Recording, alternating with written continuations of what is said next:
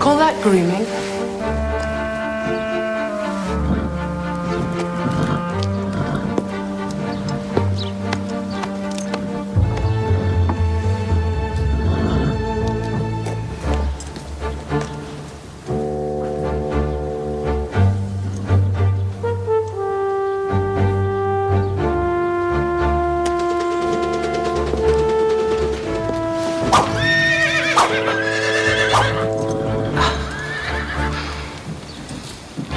I think I'm gonna have to take you in hand.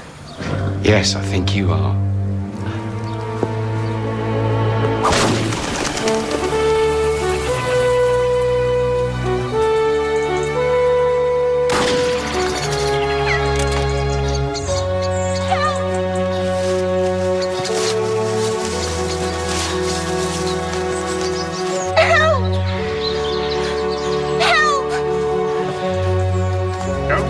Dear. I'll soon have you out of that. Help! Thank God.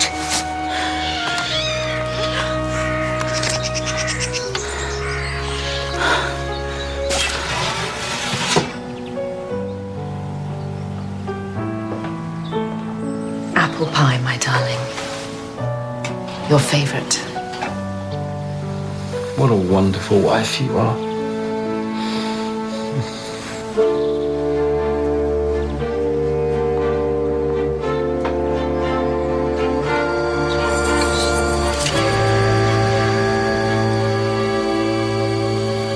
I'll cut you a piece, and then it'll be time for your nap.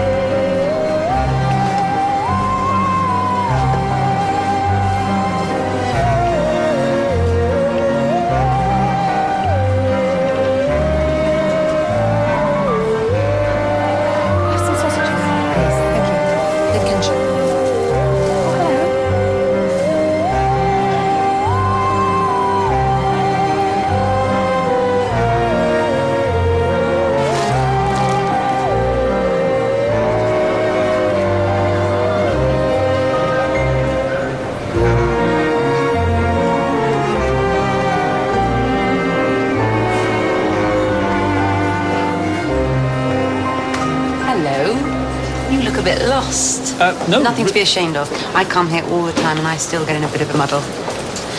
Susan Wicking. I'm the vicar of Elverton, come latterly. Everyone calls me Rev Suze.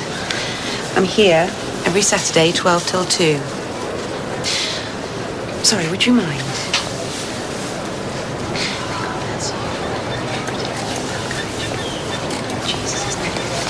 Amen. Thank you so much for that. Brilliant meeting you.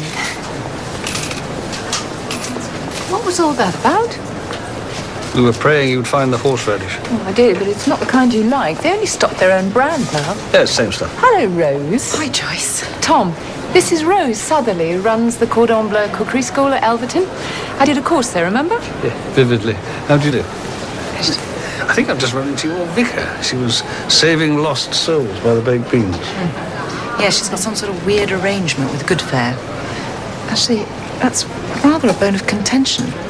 Why? Good Fare have got planning permission to build a huge new supermarket in Elverton. A supermarket in Elverton? Well, we've contested it all along, of course. There's a big meeting on Monday. But I doubt there's anything we can do now. Oh, well done, darling. Joyce, do you remember Dora? This is Mr. and Mrs. Barnaby. Mrs. Barnaby did one of my courses. How do you do? Hi, Dora. Anyway, this supermarket business is ghastly. The whole village is at war over it. It's surprised there haven't been any murders.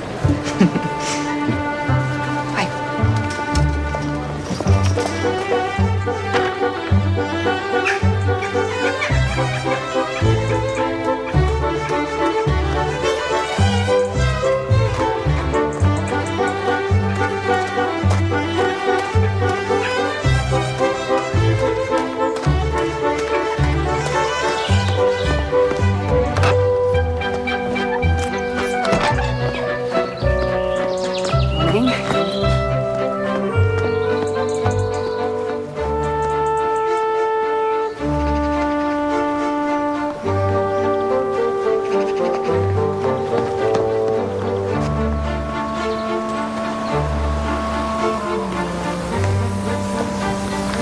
Hiya, Danny.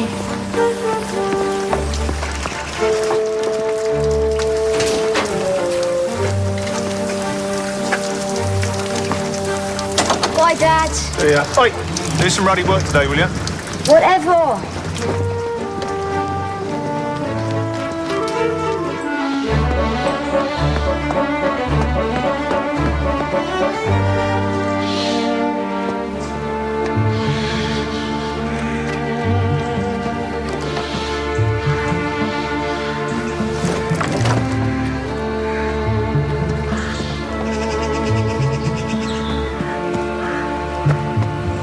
What did you get?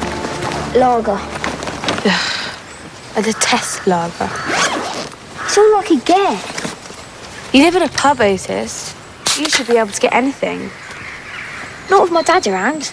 I can't. My dad and your mum went out for a drink the other night. They bumped into each other, Otis. They did not go out.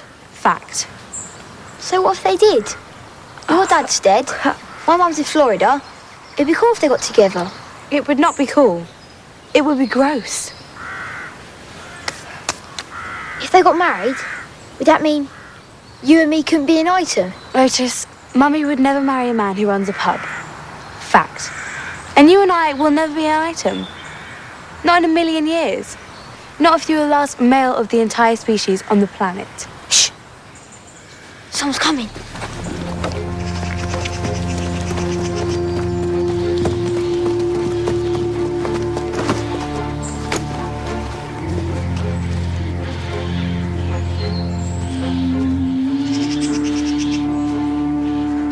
What's he doing? How should I know? It's probably something to do with the ghastly supermarket. My dad says he'll sell the pub and make a shed load of money if they build the supermarket. Mummy says we'll leave the village if they build it. What? Leave Elverton? Yeah. You never see me again. Now, wouldn't that break your heart, Otis?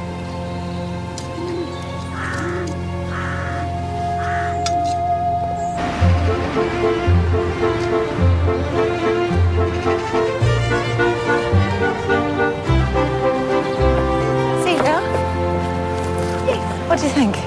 Oh, it's Fedora. sweet. She's been so good recently. Morning. Hello. Hello. Can you two come round to ours later? Orlando wants to discuss his tactics for the protest meeting. We'll be there. Okay. Excellent. See you later. Bye. Oh, actually, I've got a client at 11. Get the skates on. All right, darling. See you later. Bye. Bye-bye.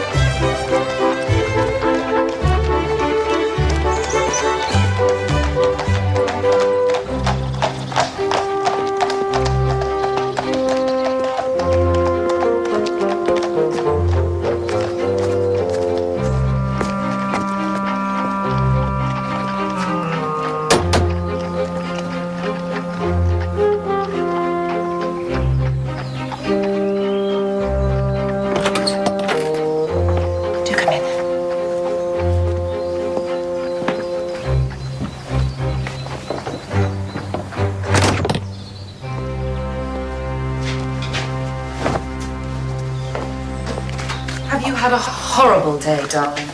Horrible. It's such a relief to come home to my lovely wife. I'll soon cheer you up. What's happening about the supermarket? Well, looks like it's going ahead. Actually, there's a meeting tonight, but I don't think there's anything we can do now. You need a knight in shining armor. Yes, we do. Perhaps I could be your knight in shining armor. You already are, darling. No. Seriously, Rose.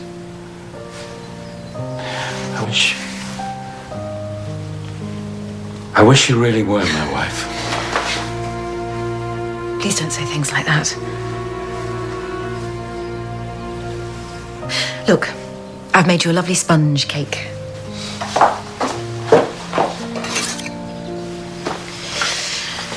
Shall I be mummy?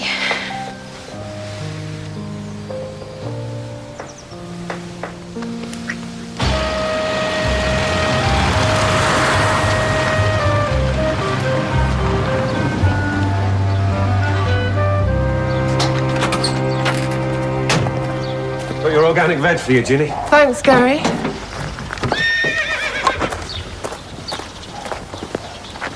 Don't forget the meeting this evening, will you? Oh, don't worry, I'll be there. You won't get veg like that in a good fare.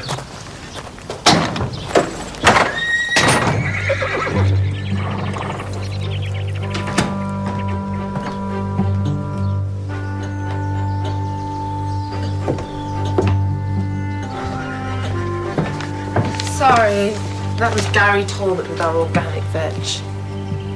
The prices that man charges. Sometimes I wonder if a supermarket in the village wouldn't be such a bad idea after all. Sacrilege, Jeremy. We've all got to watch the pennies. Yeah, thank you. I don't need reminding. We had to sell our Munnings, you know. My Munnings, actually, darling, and I do wish you'd shut up about it. Can we get back to the supermarket, please? Right, these plans have been turned down at every level, and now the bloody Deputy Prime Minister's office has given them the go-ahead regardless. But why? Affordable housing, darling. Yep, the magic words. Good fair promise to throw up a couple of jerry-built houses on the side and everyone rolls over for them. And this damn industrial pollution they found means no one else will touch the site. So our only chance now is to go to the European Court of Human Rights, and frankly, I don't think they'll want to know. Anyway, that's what I'm going to put to the meeting. Well, it's worth a try. Mm-hmm. Yes. Oh, there's something we need to discuss as regards to the business. Rose? It concerns you. Me? You and Danny Piggott. Rose, not to put too fine a point on it, there's been talk in the village. God's sake, Orlando, it's nearly 3 years since Giles died. What do you expect poor Rose to do? Join a bloody nunnery? I don't care who she consorts with. But frankly, the landlord of the Woodman does seem a rather odd choice.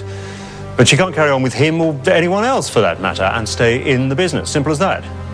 I mean, sooner or later, he's bound to hear something or see something, and then the game will be up for all of us. Look, I admit he's been pestering me. And yes, I had a drink with him, to be polite. But honestly, that's all there is to it. No intention of consorting with him, as you put it. Of course you haven't, darling. You've got far too much taste. I'm only interested in the business, believe me. Can't afford not to be. 1, 2. 1, 2, 1, 2. 1, 2, 1,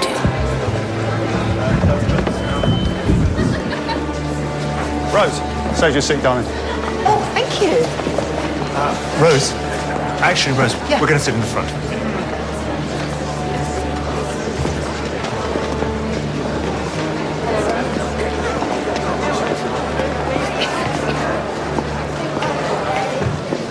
Mummy, I'm gonna go and sit with Otis. All right. We sit at the back, Dad, okay? I suppose so.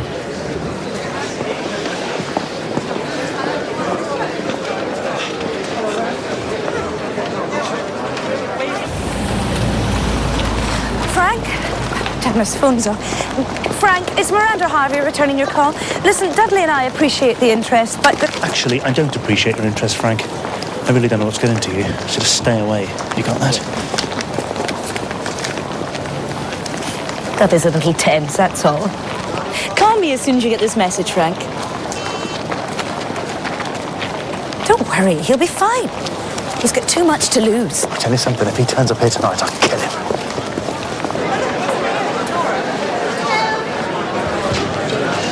Good to see you here.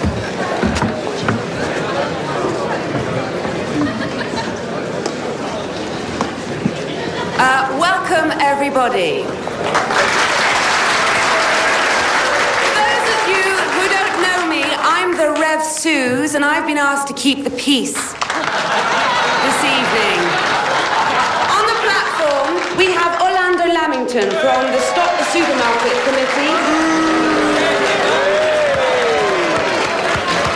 We have Miranda Harvey on behalf of Good Fair Supermarket.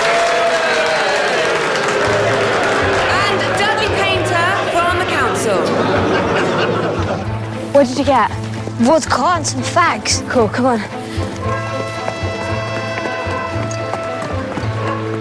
It's important that we understand that Good Fair have committed to building affordable housing for 6 families on the site.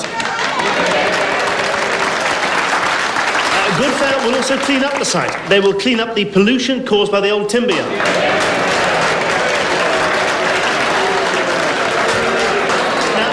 Something that the council couldn't afford to do. Now, wouldn't you mean? It's just another council whitewash, isn't it, eh?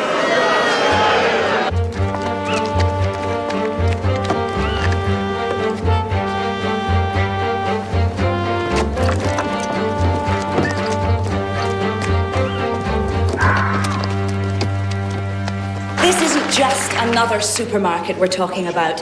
It's a programme of rejuvenation for a whole village. Why? Because we care at Good Fair.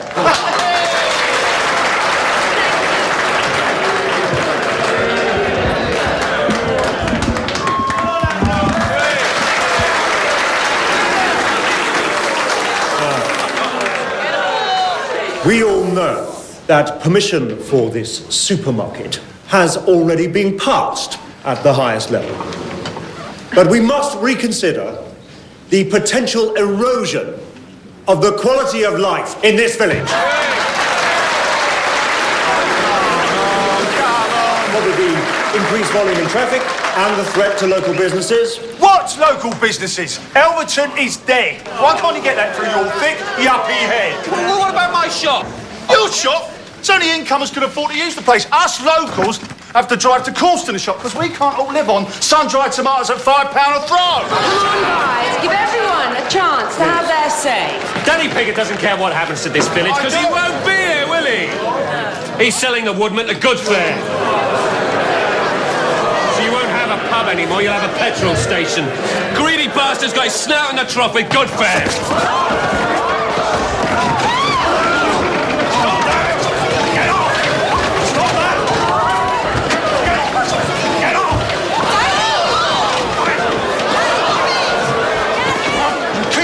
For Lamington. What are you talking about? You know exactly what I'm talking about. Stay away from her, all right?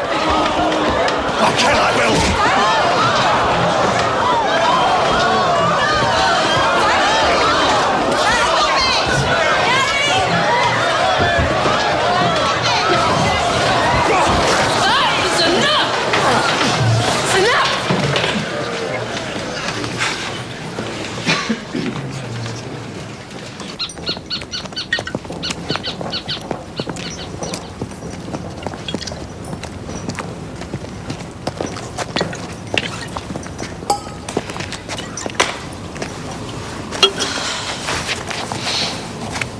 Otis, get off. Get off what? Get off me! Move your hand! Don't touch me! How many times do I have to tell you, you loser? I'm not. I'm trying to open this bottle. Otis, stop it. It's so not funny. Look, I'm not touching you, see?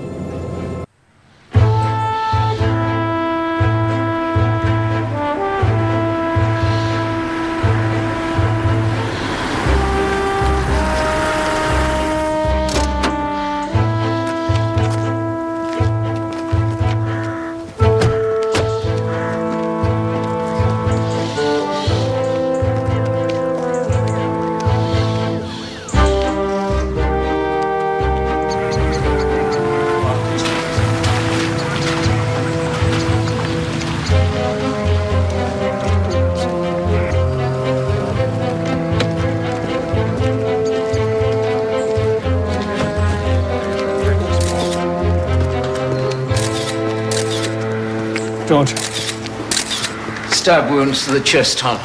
No cuts to the hands and arms, so didn't put up a fight. Taken out of West, perhaps? Time of death? 8 to 12 hours ago. Or nearer 12 at first glance. These marks, George, I suggest he was dragged here from somewhere else. Probably. No sign of the murder weapon yet, sir. Thank you, George. Okay. These were in the grass over there. Do we know who he is? Not yet, sir. Who found the body? A couple of kids messing around last night. What are all these about? It's something to do with this old timber mill. Apparently the signs have only just gone up, but nobody takes any notice. Locals have been taking shortcuts and walking their dogs here for years. Right. Let's go and see what the kids are going to say. You don't have to go to school today, darling. But I want to. I want to tell everyone what happened. It's so cool. Mrs. Sutherley, we'd really like to talk to you and Dora privately, please. Don't worry. We're off. You'll be all right. Of course, we'll be fine. Good girl. Don't forget, will you? I won't. Just ring, Rose. Anytime. Thanks.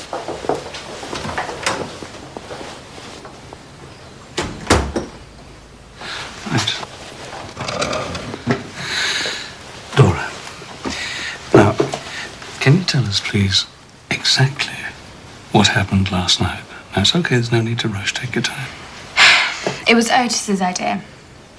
He said, let's go to Jobsfield for a laugh. The meeting was so unbelievably boring, so I went. That meeting was about the supermarket development, yes? Yes. What time is this? I don't know. The meeting started at 8:30.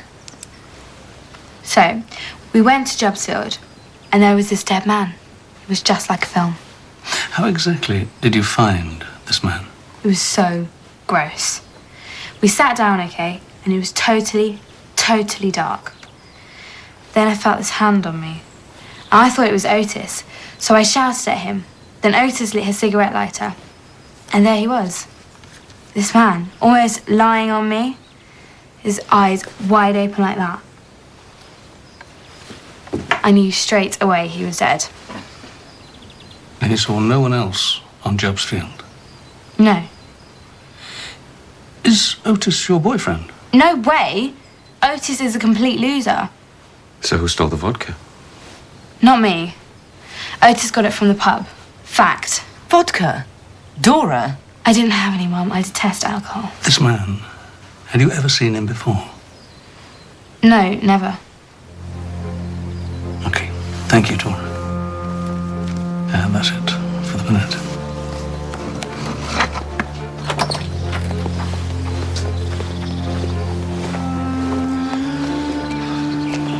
That meeting, it got rather heated, I understand. Well, feelings ran rather high, but that's to be expected, isn't it? Thank you. Is it me, or do I sense a certain reluctance to talk? Oh, yes.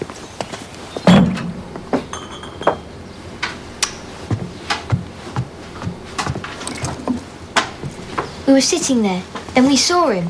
This bloke. You saw him in the dark? Yeah, in the dark. But you could just see him. When you lit your cigarette lighter? I don't have a cigarette lighter. He doesn't smoke, for crying out loud. He knows I'd kill him if he did. Otis, did you recognize this man? Had you ever seen him before? No. Why would I? He was just a man in a suit with a briefcase. Only he was dead. Oh, he had a briefcase, did he? Only we didn't find any briefcase, did we? No. So, Otis, what do you think might have happened to this briefcase? What's this? You say my son's a thief? Mr. Pickett, I'm trying to establish what your son might or might not have seen. Bet he didn't accuse Dora Sutherley of nicking any briefcases. Okay, Otis. This is the deal. I won't mention vodka or cigarettes to your dad. And you will tell me the truth. truth. We saw him earlier, Earlier, when? during the day. Where? Me and Dora were on Jubb's field when this bloke turned up, so we hid. Bucking off again, weren't you? Mr. Piggott, please. Hello? What was he doing? I don't know. He was digging. He was digging. Yeah, he dug up something and put it in his briefcase. Is this another one of your stupid stories, Otis? No, Dad, it's the truth. That'll be a first. Sir, they found something. Just open this. How did they manage to miss this then? No idea, sir.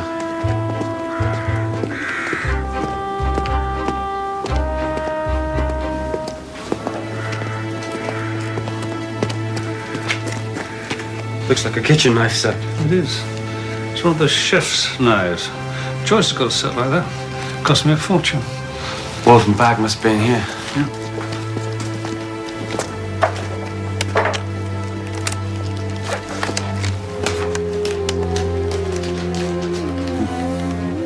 Oh, it's a license in the wallet. No cash, no credit cards.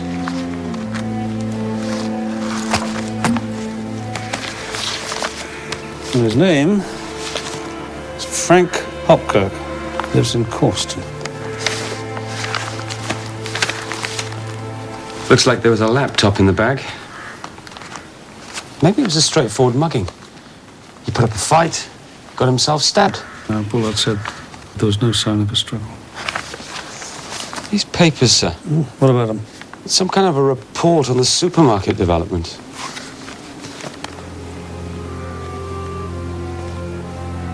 Oh, what have we here? Rose Southerly Cordon Bleu Cookery School. Well, well. Perhaps I should have another word with Mrs. Rose Southerly.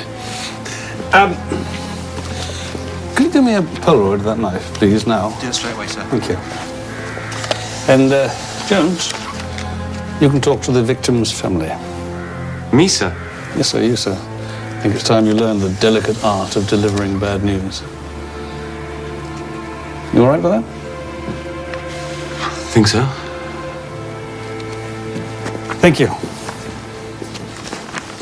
The dead man was carrying one of your business cards, Mrs. Southerly. He was? Yeah. He was in his 50s, average height, grey hair, moustache, smartly dressed. Any of your cookery students answers to that description? Oh, dear. Mrs. Southerly? It sounds a bit like... It could be Mr. Johnson. I've been teaching him to cook, and it was a surprise for his wife. And he was here yesterday? Yes. Yes, he was. Is that him? Yes, that's him. Except his name, according to that, is Frank Hopkirk. I'm sorry, I don't know what to say. He told me his name was, Johnson. Sorry. Oh. Maybe he didn't want his wife to find out. Find out what? That he was taking cookery lessons. You said he was doing it as a surprise for his wife. Oh, I see what you mean. Yes, I suppose that must be it. Mrs. Southerly, you missing any knives? My knives? I don't understand. Why would I be? Could you have a quick check, please? Oh, yes, of course.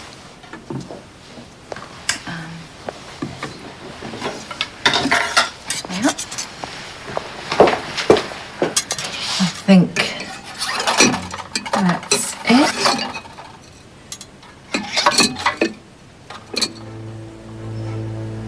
Wait a minute, where's my vegetable knife? I bought it in France. It must be here somewhere. Mrs. Southerly? Mm-hmm. Mrs. Southerly, is that it? Well, yes, that looks very like...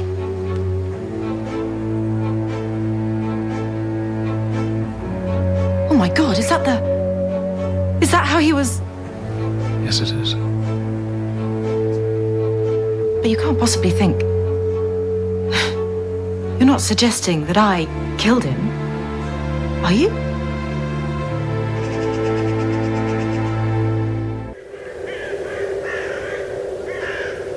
Well, it can't have been missing long. I'd have noticed. It's my favourite knife. I use it all the time.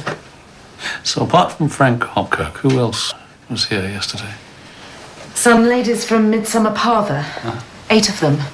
They're doing a baking course. You got the names? Yes, but their average age is well over 70. I can't imagine them murdering anyone. Except with their fairy cakes. So no one else came here? No, just Mr. Johnson and the ladies from Midsomer Murders. So you taught... You taught Mr. Hopkirk on a one-to-one basis? Yes. How did he pay? Cash. In advance? No, after every lesson. It's a bit unusual, isn't it? I suppose so. Never really thought about it, to tell you the truth. Well, a forensic technician will have to take your fingerprints. Oh, it's just routine, I assure you. Of course.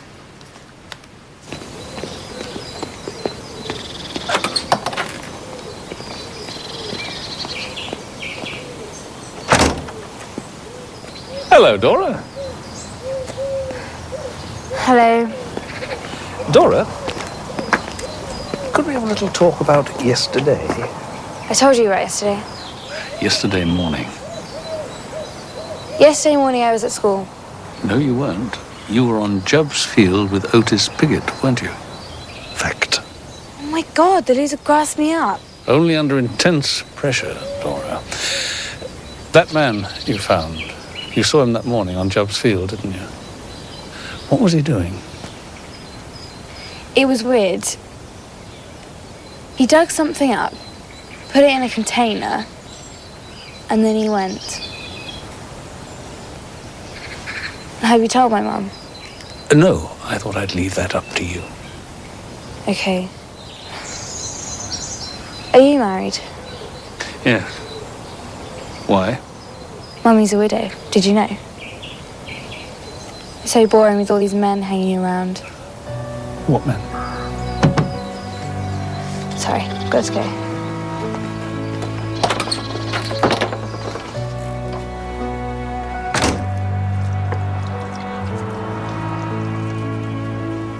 Rose Southerly? No. Yes. She was giving the victim cookery lessons. Those my pajamas. Yes. You don't mind, do you? I was a bit cold last night. You got to hand it to Rose. What have I got to hand to her? Well, her husband was killed in that car crash, 3 years ago? Left her in an awful mess financially. Huge overdraft, huge mortgage, no life insurance or anything. So she knuckled under and started the cookery business. She's done jolly well at it, too. Yeah, well, she must have done. She's got a big house. Her kids at St. Chad's. She's a lovely little girl, that. Earplugs, Joyce? You know, I haven't been sleeping well, Tom. I thought this might help. Good night, darling. I've got no rooted objection to you wearing my pajamas, Joyce, but it's a little weird getting into bed with someone dressed like What? that. Good night, Joyce. Good night, Tom.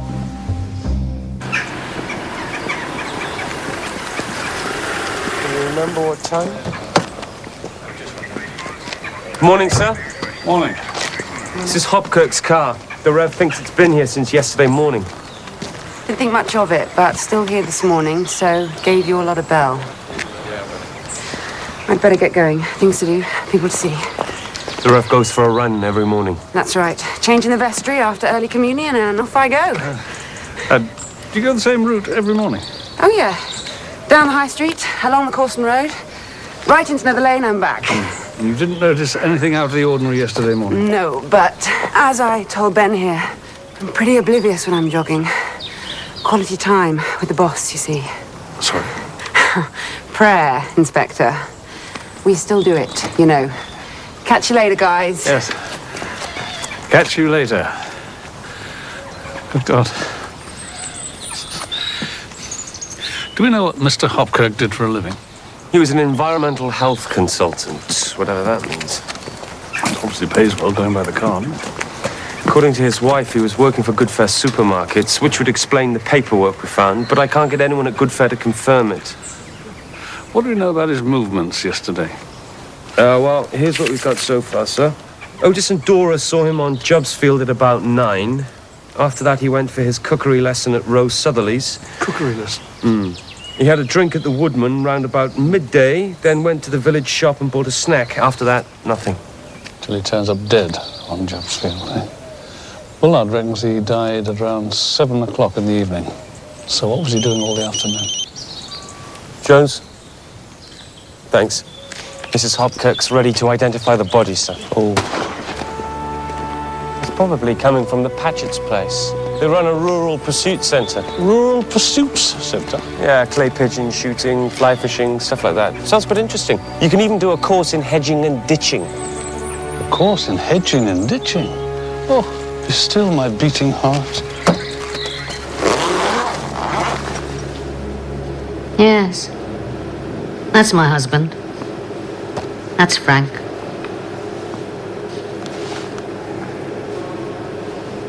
Don't be ridiculous.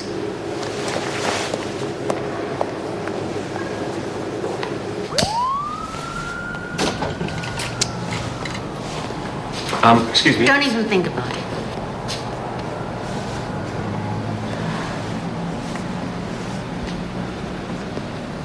Mrs. Hawker,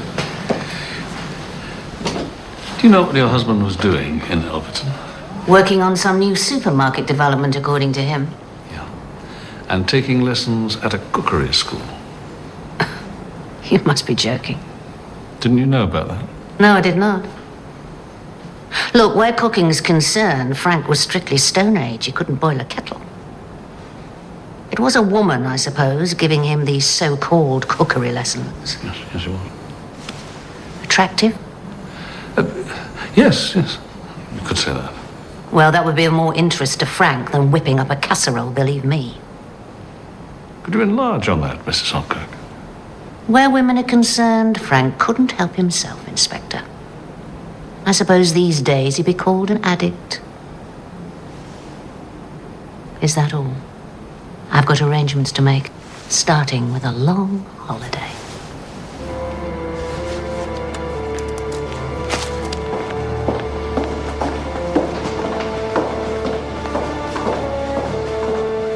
Told you she was scary. A word, Tom, if you got a minute? Yes. Better pick up.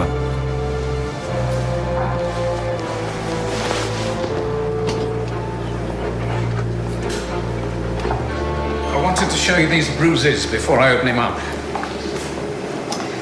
There are similar ones on his back as well. Ah, so he did. He put up a fight? He may have been in a fight, Tom, yes, but some hours before he was stabbed. And there's something under his fingernails. It could be soap. I'll get it checked out. Thank you. Oh, and his buttocks. What about his buttocks? Light bruising and abrasions. Same sort of bruises on the chest? Oh, no. Very different. These marks suggest mild chastisement. The sort administered for recreational purposes. Want to see? Well, I suppose I've got to, haven't I? Test what? Chastisement, Jones. Somebody gently, not so gently, beat him. For pleasure.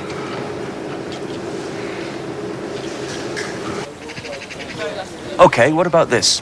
Hopkirk comes to Elverton on good fair business. He sees Rose around the village, likes her, so he signs up for cookery lessons. And then? He tries it on, but she doesn't want to know. He forces himself on her. There's a struggle in the kitchen, hence the bruises. She grabs the knife. Bosh. Or, more likely, Rose welcomes Hopkirk's advances. She falls in love with him. But Hopkirk's already married, won't leave his wife, and Rose kills him in a fit of jealous rage. Rose falls in love with Hopkirk? No way. I mean, she's a looker, isn't she? Hopkirk's in his 50s. He's an old man. Jones, the human heart is a fickle organ. Passions can be aroused in the most unlikely of circumstances. You mean the chastisements? No, I don't mean the chastisement stuff.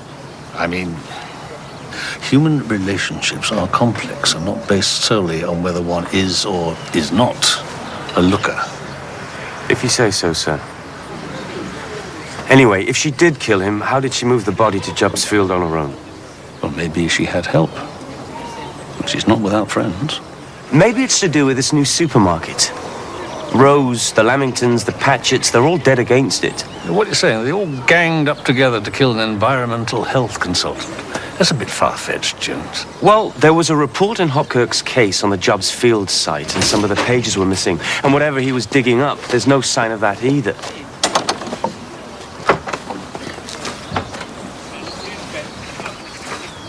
You want to see me? Yes, please, Mr. Piggott. Come, take a seat. Thank you. This man. You ever seen him before? Yeah. Came in the pub yesterday lunchtime. Already told one of your lot. His name's Frank Hopkirk. He was an environmental health consultant. We think he was working for Good Fare. You talked to him? A bit. He was asking about some bloke who used to work at Jubbs Timber Mill. Johnny somebody. He used to drink there. Did you know? Of course not. The timber mill closed in the 80s. I only bought the pub 10 years ago. Did Mr. Hopkirk mention Rose Southerly at all? No, why should he? Oh, no particular reason, Mr. Piggott. You're not dragging Rose into this, are you? Not dragging anyone anywhere, Mr. Piggott. I'm trying to conduct a murder investigation. Yeah, well, she's the only one of that lot I've got time for. That lot? The Lamingtons, the Patchetts, the Green Welly Brigade. Didn't you have a bit of a set-to with Lamington at the village hall? He got in my face. Orlando Lamington's been trying to shut me down for years. Hey, you got something to say, Gary Talbot? Say it to my face. You bloody Judas, Piggott! You had a set-to with Mr. Talbot as well, didn't you? We had words, yeah, but I don't see what this has got to do with the dead bloke on Jubbs Field. Oh, probably nothing at all, Mr. Piggott. Nothing at all. Oh, thank you. We'll talk again. Got a short fuse, our Mr. Piggott. Has he got a record? No, sir. Not even a parking ticket. So, where did Hopkirk go next? Village shop, sir. Must have been my wife who served him. I was out doing the deliveries. Mrs. Talbot. Yes, that was him. He came in about 1 o'clock and bought some chocolate. Did he say anything? He was asking about someone who used to work at Jubbs Timber Mill. Remember his name? No, I'm afraid not. The mill's been closed down for years. Mr. Talbot, how long does it take you to do your deliveries then? About an hour. Hour and a half?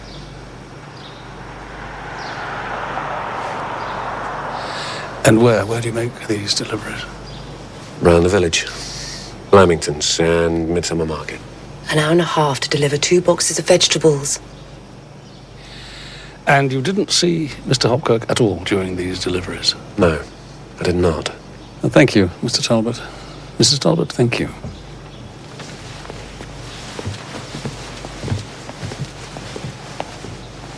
What's the big idea saying that about my delivery round? No big idea, Gary. I just don't know what's up with you these days. If they build a good fair on Jubbs Field, we'll go out of business. That's what's up with me. And now, thanks to you, I'm probably a suspect in a murder inquiry. You? Nobody's going to suspect you of murder. You're not interesting enough. There's another one not telling us everything. Even his wife doesn't believe him. Yeah, that could come in useful, couldn't it? For shifting a body.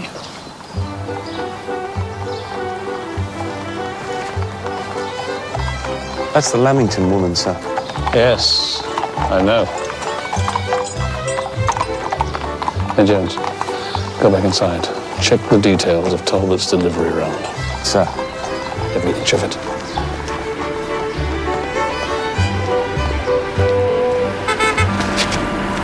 Inspector Barnaby? Yes. Miranda Harvey, Public Relations Coordinator for Good Fare Supermarkets. I'd like to talk to you about Frank Hopkirk.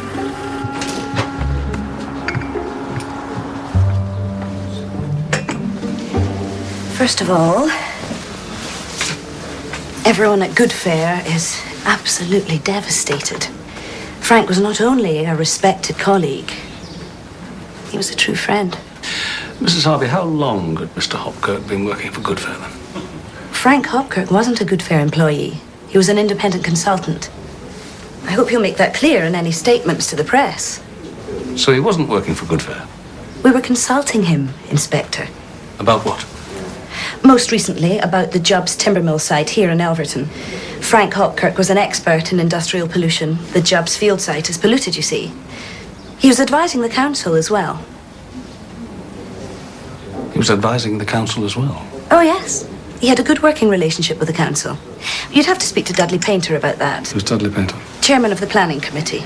Yes, well, I will. Mrs. Harvey, when did you last have contact with Mr. Hopkirk? He tried to contact me yesterday afternoon. About what? About the meeting at the village hall. Did we need him to attend? That sort of thing. But that's Frank all over. Always trying to be helpful. So you did speak to him yesterday afternoon? No. His phone was off, so I left a message. Look, I think it's important we're all singing from the same hymn sheet, don't you? Singing about what? There are concerns about the way this unfortunate incident is depicted in the media. Oh, I see you're worried about Goodfair's good name being associated with a bloody and brutal murder. Yes, that's one way of putting it. Well, I'm very sorry, Mrs. Harvey, but I can't help you there. Ah, Jones. Excuse me. Thank you. They lifted a couple of prints off the knife. Ah, and? They match Rose Southerly's. Do they? Oh. And what did you glean about Gary Talbot's delivery round? Interesting. He says he got the Midsomer Market order wrong and had to go back there early evening. Early evening when? About 7. That's round about the time that Hopkirk may have been killed. Mm-hmm. The wife didn't say as much, but she obviously thinks he's up to something. Maybe it's to do with the conspiracy. Conspiracy? What conspiracy? This new supermarket development. A mate of my Uncle Harry's used to work at Jubbs. We've got Rosa Southerly's prints on the murder weapon, Jones. Now, come on, first things first. Are you going to charge her? Well, there's no harm in letting her know it's a possibility.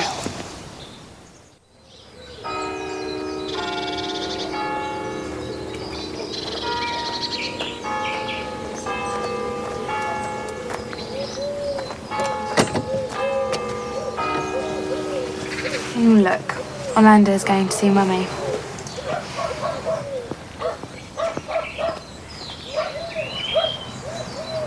Should Orlando get a divorce and marry your mum? God, no. She likes Orlando, but only as a friend. What does that mean? It's what people say when they don't fancy someone. Maybe she'll marry my dad. Shut up, Otis. She's not going to marry anyone. She's still in love with my dad and always will be. Fact.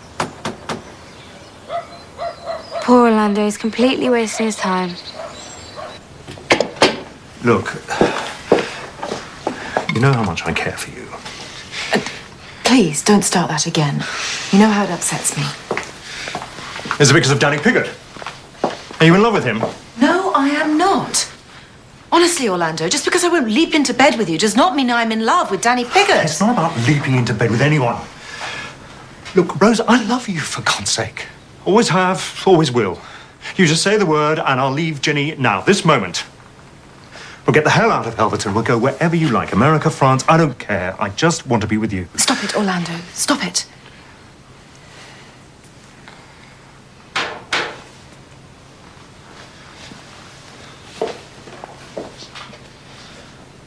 No. It's that policeman. Barnaby.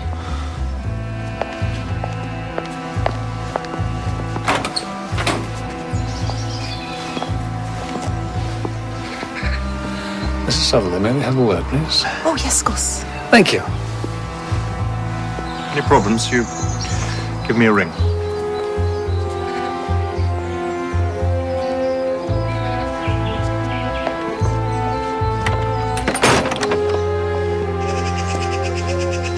My fingerprints? Your fingerprints, Mrs. Southerly. Oh, God. Now, how we proceed from here, that's entirely up to you. What do you mean? Well, you could start, couldn't you, by telling me the truth about your relationship with Frank Hopkirk? I have told you the truth. No, Mrs. Sudley, I don't believe you have. I don't believe.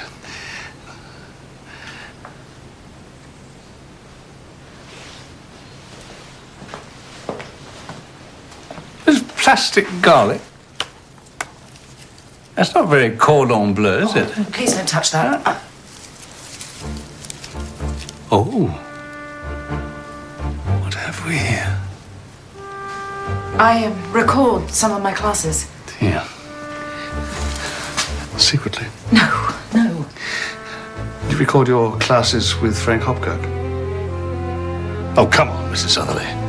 Sooner or later, you're going to have to tell us the truth. All right, Inspector. I'll tell you the truth about my relationship with Frank Hopkirk.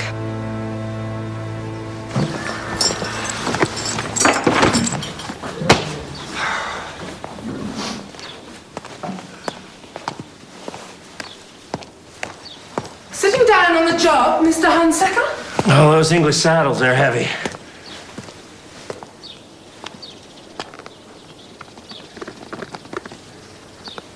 You know, I don't think you've been properly broken in, Mr. Hunsaker. Oh, I just love that accent. Get on your feet. Go over to the bench. Turn around. It'll be my pleasure. That is the general idea, Mr. Hunsaker.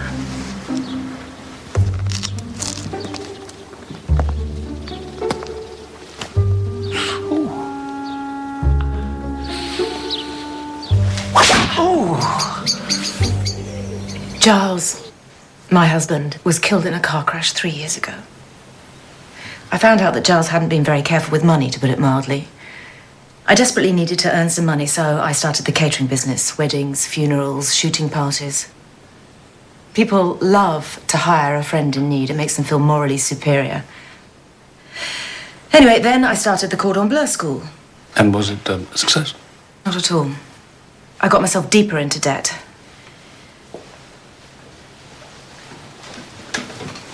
Then, one of my students, charming man, very wealthy, made me an offer. He offered me a ridiculous sum of money to spend the night with him. The equivalent of Dora's school fees for a whole term in one fell swoop. Offer you couldn't refuse? Exactly. You mean you? Did all that Jones? Please, carry on, Mrs. Sutherland. Well, he started coming to see me regularly, and then he introduced me to a friend, and then another friend. Friends with similar tastes. Men in need of solace. I'd cook them something comforting. Cake's always very popular. Listen to their problems about work and family. Tell them how wonderful they are. And then cooking and comforting. That's my speciality. I see myself as a sort of fantasy wife. You'd be amazed how many men are willing to pay for that. And, Frank Hopkirk, he was one of them, was he? Yes, but I didn't know his real name, and I didn't know he worked for Good Fare. And you made recordings? As a precaution. There was a journalist once who threatened to make trouble, till I pointed out that I had him on camera. Quite a bit of him, as it happens. Mrs. Sutherland, do you have a recording of Frank Hopkirk's last visit? Yes, I do. Well, we'd like to see it.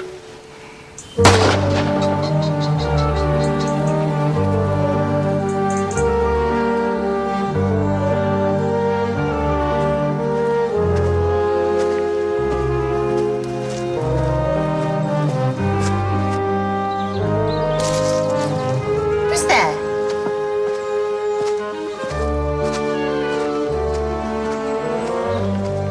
Only me, Lady Celia. Mellors?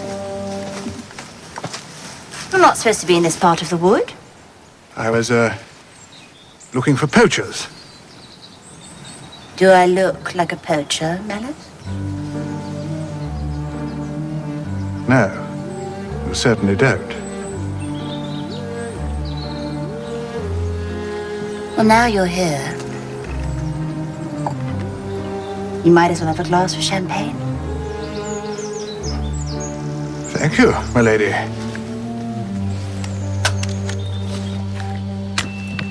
Have you had a horrible day, darling? Horrible.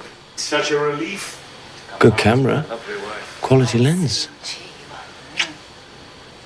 What's happening about the supermarket? Well, looks like it's going ahead.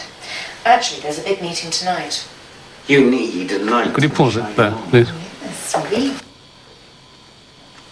Was that the first time you discussed the supermarket development with him? Yes, but I didn't know he was involved. On. Look, I cooked you a lovely sponge cake. Shall I be Mummy?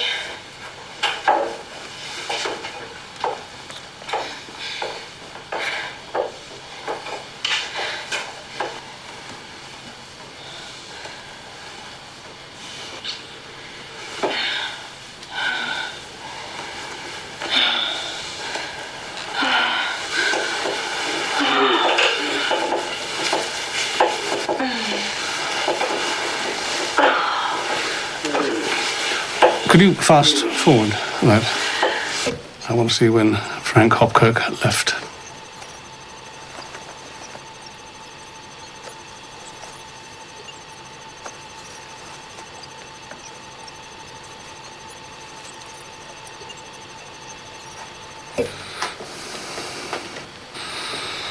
Are you going to arrest me? What for, murder?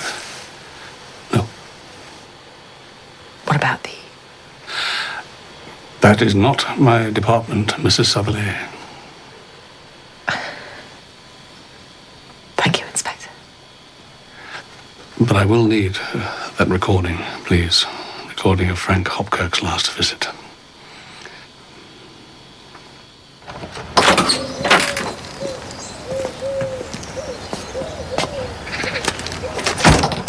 Now, she didn't do it, Jones.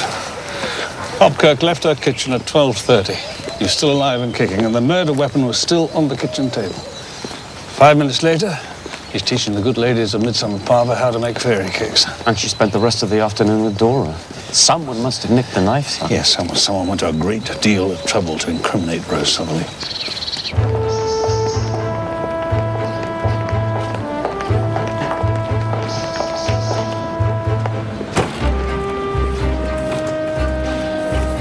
Inspector. Ah, Inspector. Take a seat, please. You two know each other already, don't you? Great. So, how's the investigation coming along? Well, I'd rather discuss it in private, if we may. As you know, Miranda worked very closely with Frank Hopkirk. And I want to help in any way I can, Inspector. Yes, I do appreciate that, but as Frank Hopkirk was working for the council... Well, no. Frank was an independent consultant, Inspector. As I made clear.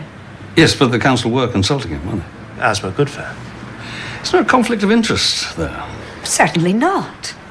Both parties working to a common end, Inspector. Exactly. So you were both consulting him about pollution at Jubbs Timber Yard and the adjacent Jubbs Field, yes? Yes. Jubbs used an arsenic-based pesticide to treat their timber. It's been phased out now, but it was very common back then. It seems Jubbs had some sort of industrial accident, spillage. Well, to cut a long story short, the levels of arsenic in the topsoil are way over the limit. So the site is contaminated? Yeah. Unusable. Unless the topsoil is removed and treated. It's far too expensive for the council to do. So Goodfair get the land cheap? Maybe. But they also clean up the site at their own expense. So what was Mr. Hopkirk doing on Jubbs Field then on the day he died? Was it more tests? No, tests were all done. It was probably a health and safety matter. Now, I know that Mr. Hopkirk tried to contact you, Mrs. Harvey, on the day he died. But did you talk to him at all, Mr. Painter? Me? No, absolutely not. Oh, excuse me, folks. That's my 1:30.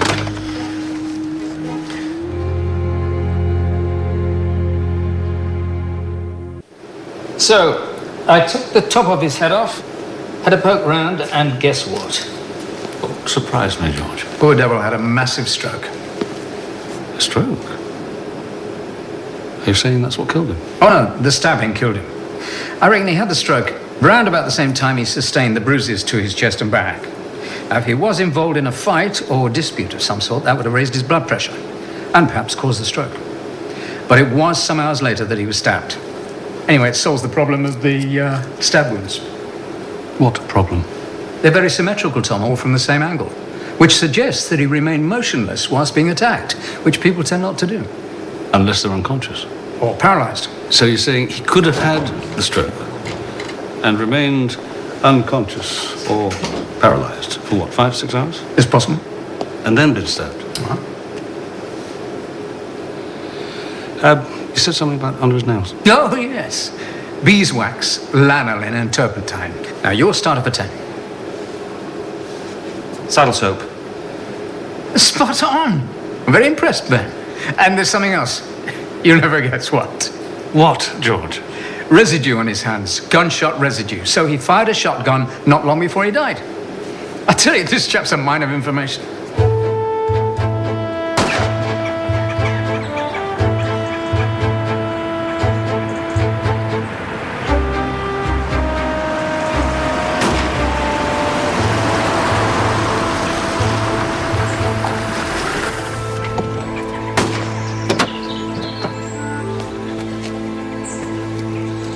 Well, at least we can fill in some of the gaps in Mr. Hopkirk's last day now, can't we? We can? Yes, we can. Where do you think you got the saddle soap from then, Jones, eh? Stables. How about Lamington's riding school? Of course. And the gunshot residue on his hands? Patchett's place. Exactly. Centre for Rural Pursuits. So, Mr. Hopkirk parks here, then he goes to Jubb's Field, where he's spotted by Dora and Otis. Then he walks to Rose Southerly's for his cake. Leaves there at 12:30. He walks to the Woodman, has a drink, goes to the village shop, leaves there about 1 o'clock. And goes riding with Ginny Lamington and shooting at the Patchetts. Not a bad day, one way and another. Till he had his stroke.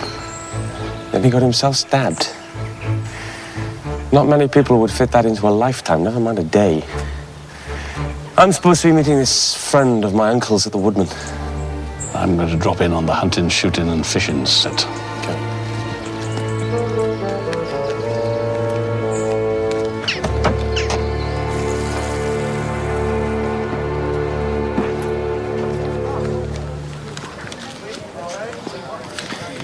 Uncle Harry says you had a friend who used to work at Jubb's timber yard.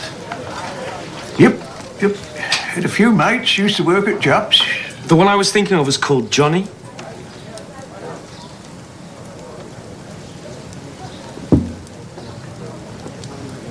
It's a funny old point, that is. Would you like something else? Drop a scotch would help it go down.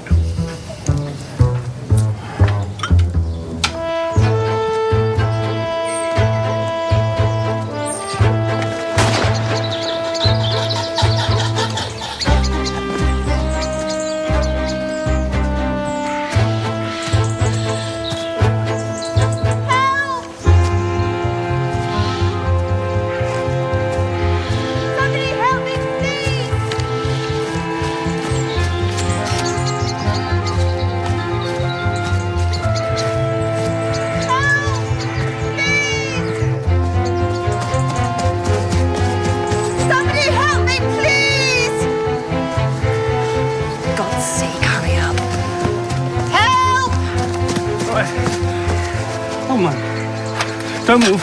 What the hell are you doing there? Sorry, got lost. I say, I'm supposed to rescue her. What's going on here? Who is this? I am Detective Chief Inspector Barnaby from Causton CID. Policeman? What's the meaning of this? And this is her husband. Her husband? Sir Charles, wait! Mr. Patchett! Stay where you are. We need a little chat. So, you're made to work at Jub's. Johnny's someone. Yep. Johnny used to work at Jub's. Can you remember his surname? What was his surname? Oh, yeah, his surname. His name was, Crouch. Yep, Johnny Crouch. Johnny Crouch? Is that who Hopkirk was asking after? Sorry? Doesn't ring a bell. Where does he live? Badger's Drift, I reckon. Johnny Crouch. Miserable old git. Never put his hand in his pocket.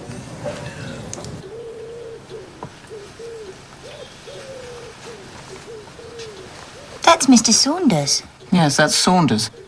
Comes here for a spot of shooting. His real name was Frank Hopkirk. It was his body that was found on Jub's Field. No. We had no idea, I swear. But he was here that day, wasn't he? Now, look, you can come with me to Causton Police Station if you like. You can answer a few questions on fake man traps. Yes. He was here. Thank you. What time, exactly? He got here about 1:30 and left just before 3. And you were here, were you, Mr. Patchett? With your telephoto lens? I was, supervising the session, yes. And did that session include the use of a fake man trap, too? I know what you must think of us, Inspector. You do? Most of our courses are genuine, you know, but some involve a little harmless role-playing. Needs must, Inspector. I was an accountant, but something went a little bit wrong with my company. Most of them went to prison, actually. So, we needed to start again. In order to survive. It's actually brought us closer together, hasn't it, darling? Jeremy never thought working from home could be such fun.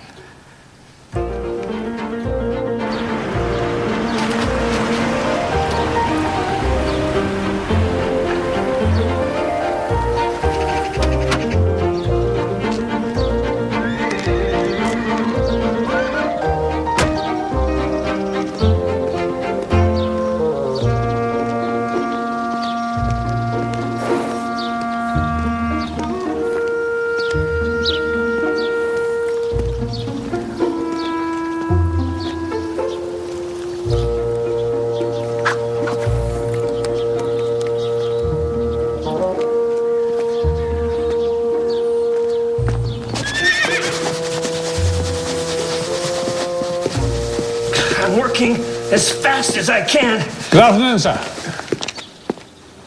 Oh. Well, I wasn't really ready for this, but what the heck? Variety is the spice, right? Where's Mrs. Lamington? Oh, who needs her? You can check my work. I don't think you're gonna like it at all. Time out, Mr. Hunsaker. Can I have a word, please, Mrs. Lamington? Can I have my whip back?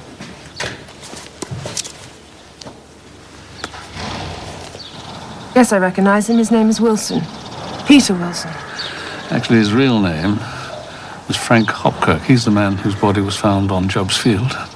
Really? Well, he was alive when he left here. What time was that? Well, he arrived about 3. We went for a ride, did a little jumping. He must have left about 4. Was he in rude health?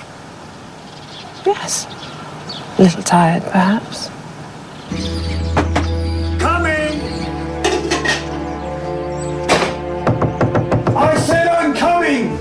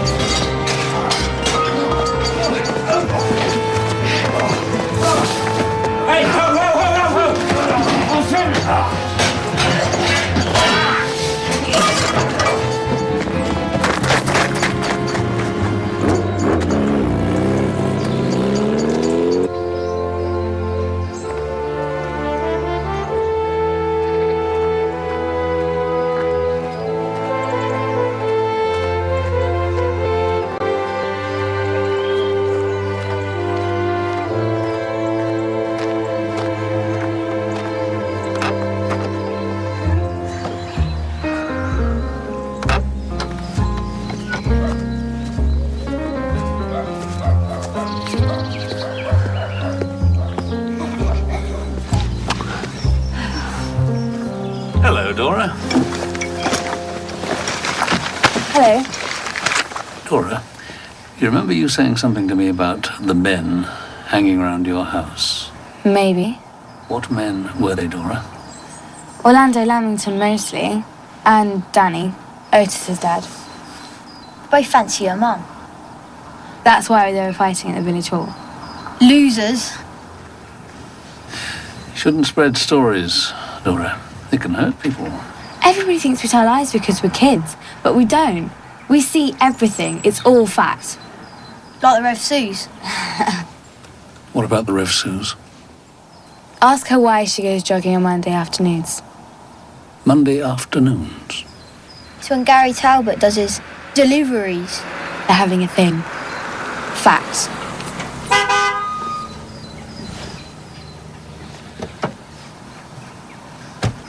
Mummy wouldn't do anything like that.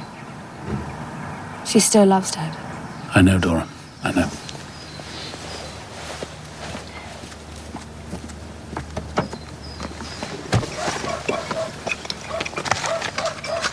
Kettle, Jones? Yes, sir. Wielded by an 80-year-old? Yes.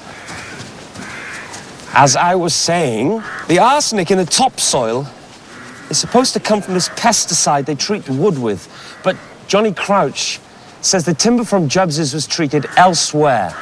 They never kept much pesticide on site, and he's sure there was never a big spillage. That's Nether Lane up there, isn't it? Yes, sir.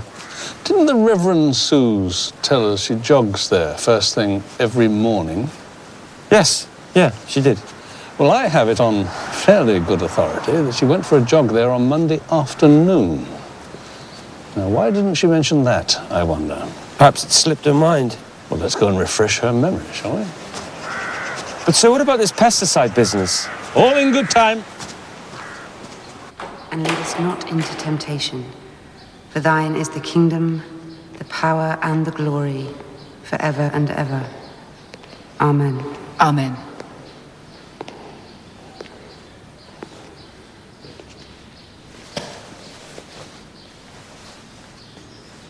I'd like a word, please, Vicar. You've got a minute.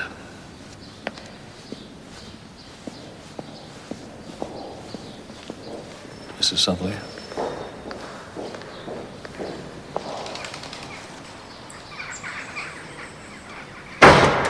Darling Rose has been sharing some of her burden with me. So important to talk things through without being judged, I think. I do so agree. I was hoping that we could talk through the fact that you didn't tell us you went for a jog on Monday afternoon.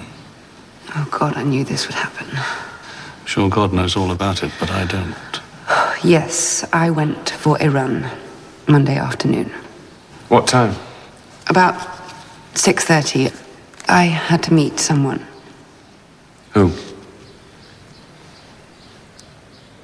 It was Gary Talbot, wasn't it?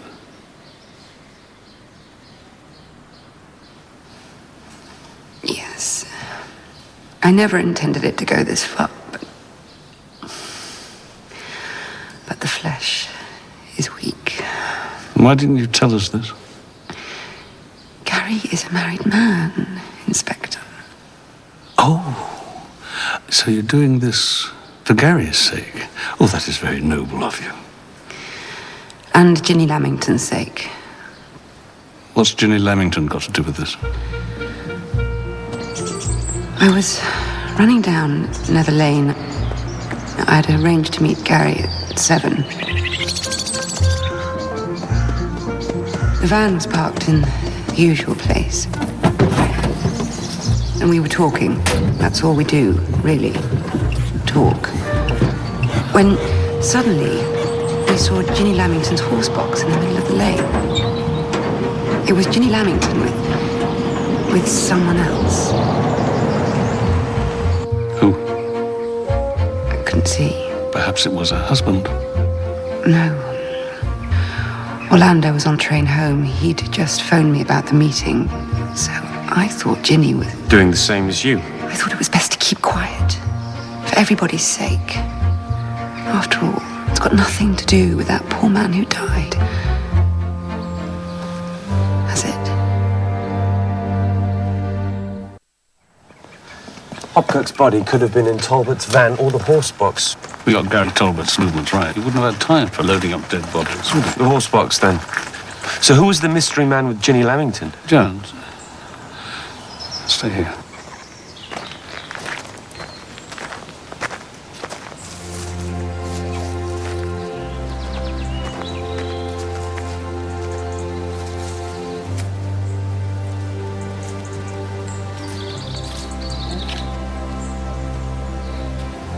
Poor Giles. He would have been appalled. Made such a mess of things. You must have a very low opinion of me, Inspector.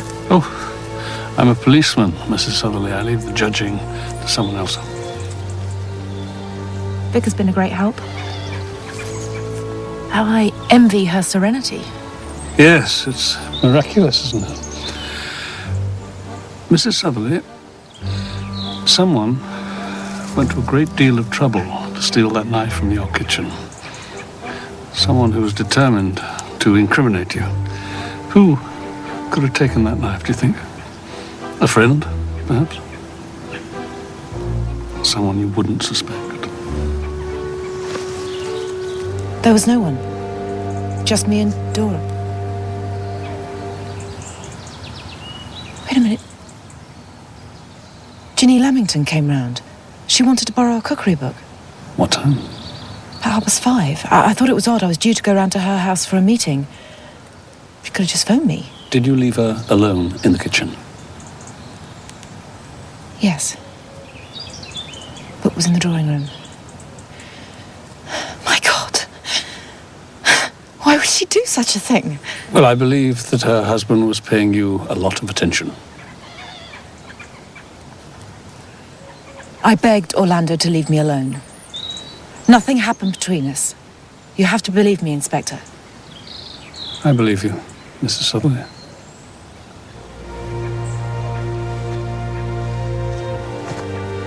Jones.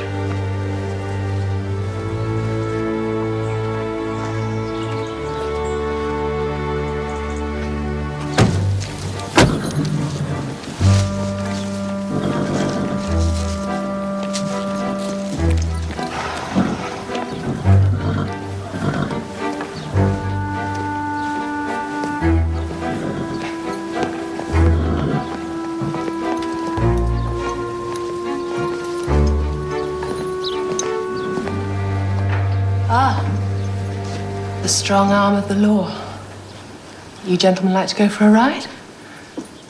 I'm sure I can find you some suitably docile animals. No, thank you, Mrs. Lamington. Just like to ask you a couple of questions, if we may. Fire away. Last Monday, did you go to Rose Southerly's house in the afternoon, around about 5:30? No, I don't believe I did. Mrs. Southerly says you did. What are you doing? Just wondered if you had CCTV set up like Mrs. Southerly's. Mrs. Southerly says you went round to her house to borrow a cookbook. Well, she's wrong. Even the lovely Rose can be wrong sometimes. Do you mind? Here we are.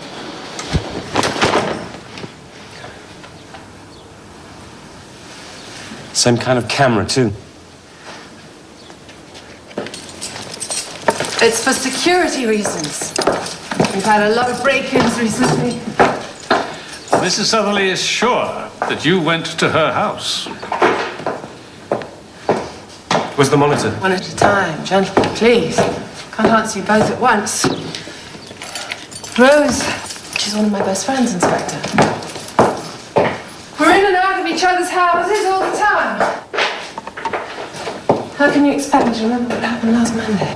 Well, you ought to, Mrs. Lamington, because you took one of Rose Southerly's kitchen knives, didn't you? What's in here? You took one of Rose Southerly's kitchen knives and used it to stab Frank Hopkirk, didn't you, Mrs. Lamington?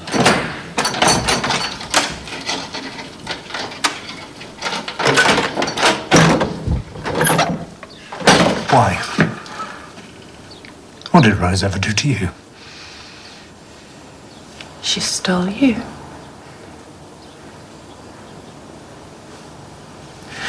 I'll show you. I'll show you what happened. I wasn't there when you died. There's a recording. You'll see what really happened. Mrs. Remington, who was with you when you took the body to Nether Lane? It's not here. He's taken it. Who, Mrs. Lamington? Sir. Good fare, weak air. Well, that's not yours, is it, Mrs. Lamington? No, yours, Mr. Lamington.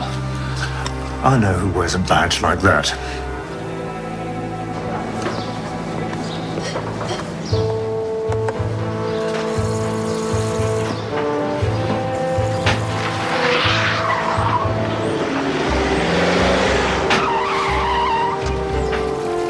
Is that copper, Dad? He's in a bit of a hurry.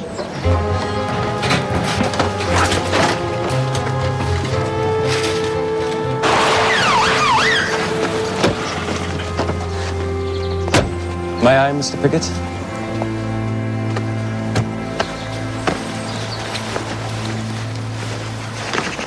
I recognize this.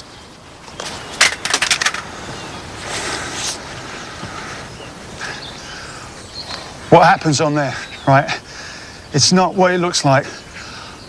I didn't kill him. I swear. I swear. Bottle of shabby, I think. Eggs. And then I think I'm going to give you a bit of a telling off. Yes, please.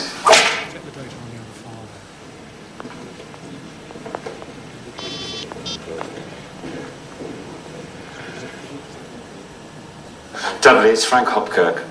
Look, I'm sorry, but I can't go through with this. I can't sign off the report. There was no spillage at Jubbs Field. The findings are wildly inaccurate. I've written a new report, and I've taken more soil samples. I'm going to make a public announcement at the meeting tonight. I don't care about the money. I've had a change of heart. Look, I'll see you there, Dudley. Who are you? Sorry, mate. Can't let you do this.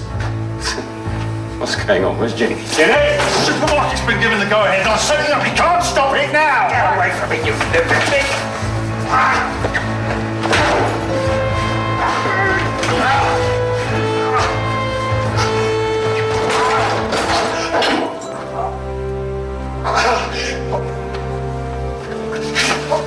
You're looking about.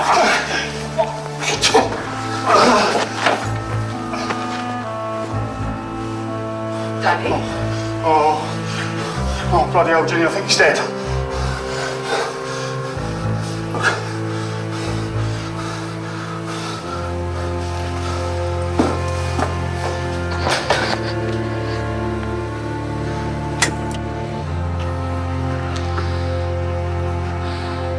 Danny Piggott first, I think.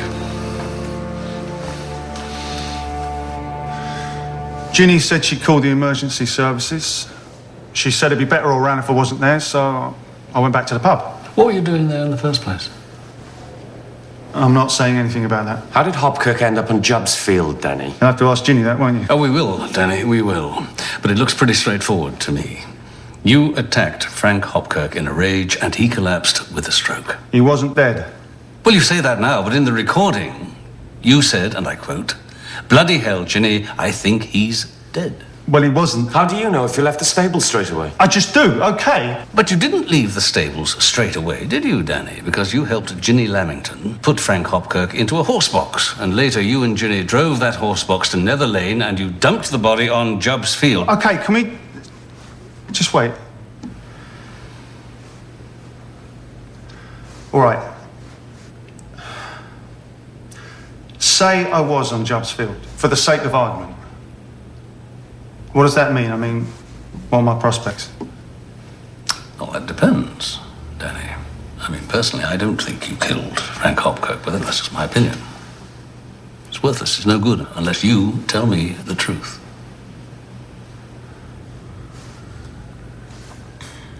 All right, then. I thought he was dead. Nothing. You try. What am I, a doctor? He looks dead to me, darling. You better call the police. No. They can't find him here. No, we'll get him out of these clothes, put him in the horse box, and take him to Jubbs Field. So that's what we did. We left it till about 7, then drove the horse box down Nether Lane. It was hard, but we managed to get onto the field.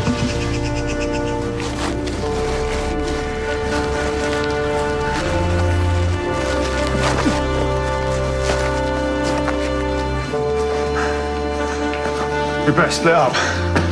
I'll see you at the meeting. Danny, come here. Not a word to anyone. I was going to wait till Ginny had gone, then look inside his bag, take anything that might screw up the supermarket deal. So I hid, and I was waiting for Ginny to go. Only she didn't go, did she?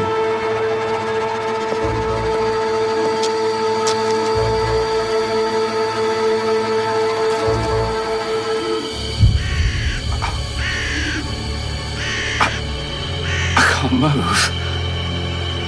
Help me. Help me.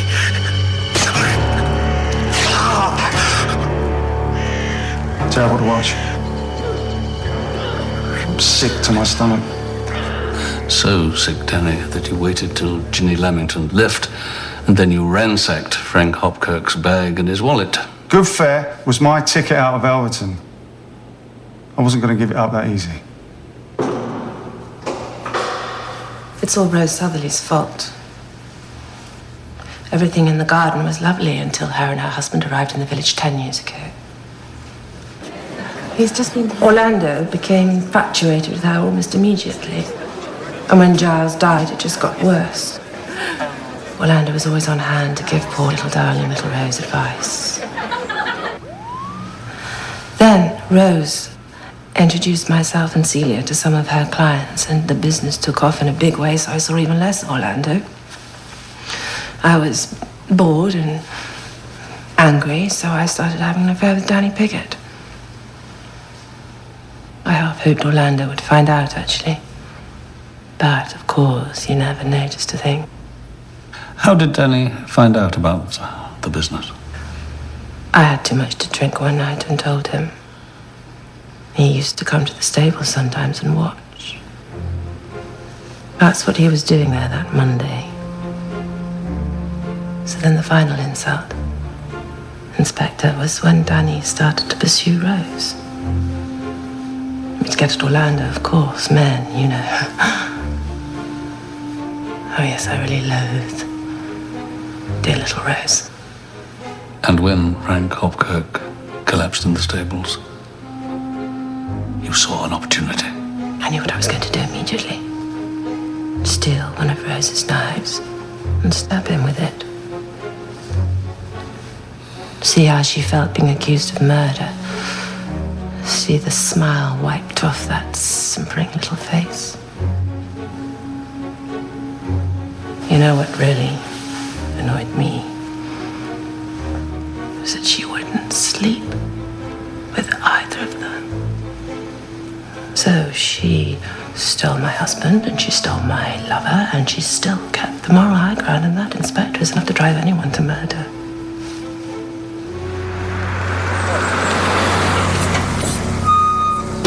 So Goodfer gets the land cheap, and they don't have to pay anything clearing it up because it isn't contaminated. Great scam. So you were right, Jones. There was a conspiracy over Jubbs Field. Well, if Ginny Lamington hadn't have been jealous of Rose Southerly, nobody would have been any the wiser. Crime of passion, sir. We were both right. How very satisfying. Sir!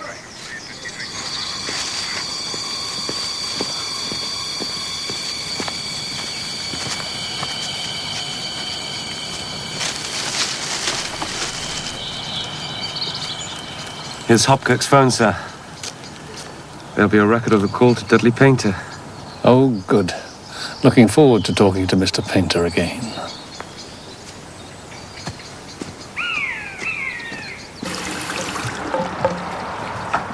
Funnily enough, Rose Southerly once asked me if I'd like to help out at the cookery school. Doing what, exactly? I'm not sure. I wouldn't want to act out that perfect wife stuff. God knows I get enough of that at home. And I couldn't do Celia Patchett's damsel in distress act. Oh, so demeaning. But Ginny Lamington's routine, dishing out a bit of discipline, that I could handle. Really?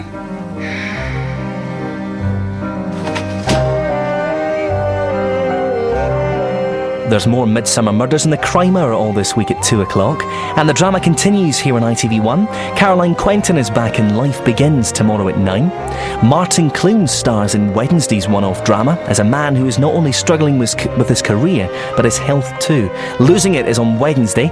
And on Friday night, Ken Stott returns in the brand new series of Rebus. Great drama on ITV1 this week at 9 o'clock. Next tonight is the news.